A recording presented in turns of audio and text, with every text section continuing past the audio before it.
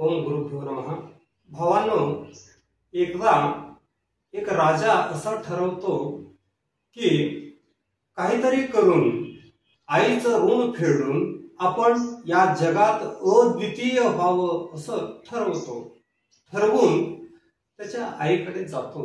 आईकडे जाऊन आईला म्हणतो, आई मी काय केलं तर तुझं ऋण फेडतंय? तेव्हा आई म्हणते, का रे बाळा, असं का बोलू लागला तू आज? मी काय ऋण फेड म्हणून सांगितले का तुला?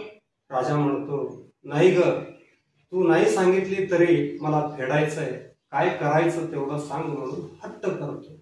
शेवटी आई, ठीक आहे, आज रात्री तू माझ्यासोबत माझ्या शेजारी झोप, मी उद्या सकाळी तुला सांगेन की काय करावं लागेल। ठीक आहे म्हणून राजा रात्री आई शेजारी येऊन आईच्या अंथरुणावरच झोपतो। राजा झोपेत जात असतो। आई राजाला उठवते, बाळा मला तहान लागलंय, थोडंसं पाणी आणून दे की म्हणतंय।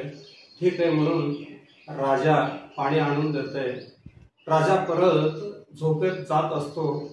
तितक्यात आई काय करते माहित आहे का? आई तो आणून दिलेलं पाणी सांडतंय, अंथरुणावर सांडतंय। सांडल्यावर राजाला थोडा राग येतो। हे काय केली म्हणून विचारतो। आई म्हणते, बेटा हातातनं घसरून पडली, तू काय हे करू नको म्हणून समाधान करतोय। परत राजा झोपेत जात असतो। परत आई त्याला उठवते, बाळा मला भूक लागलंय, खायला काहीतरी थोडं आणून दे की म्हणून राजाला सांगते। राजाला थोडा राग वाढतोय, त्यावेळी तुला भूक लागतंय?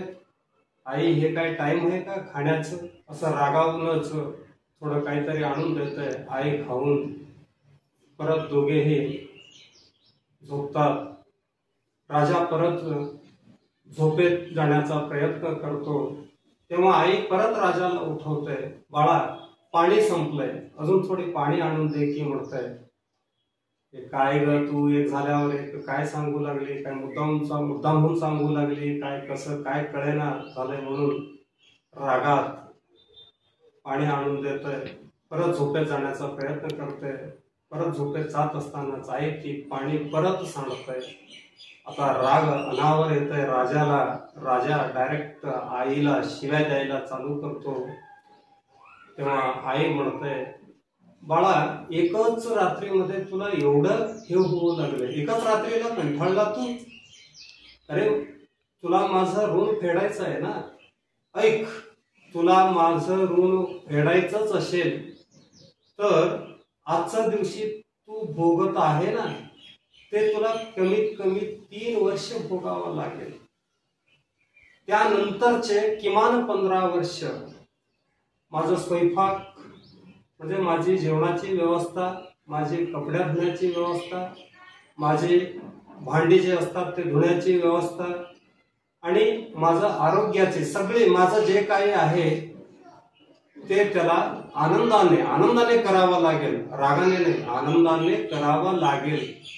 तू एवढं जर केला तर माझं थोडं ऋण फेडल्यासारखं होतंय, असं आई अजून पुढे सांगत असते। तितक्यात राजाला त्याचं चूक लक्षात आलं असतंय।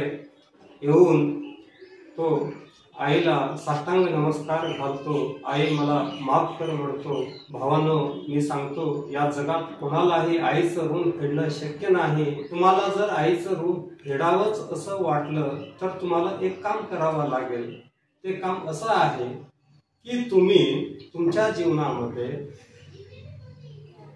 दररोज तुमच्या कार्याने आणि तुमच्या वर्तणुकीने तुमच्या आईच्या डोळ्यातनं आनंदाश्रू आणावं। जो माणूस दररोज त्याच्या वर्तणुकीने आणि त्याच्या कार्याने आईच्या डोळ्यातनं आनंदाश्रू आणण्यामध्ये सफल होतो, तो माणूस निश्चितच आईचं थोडंसं का होईना ऋण फेडल्यासारखं होतंय असं मला वाटतंय। धन्यवाद।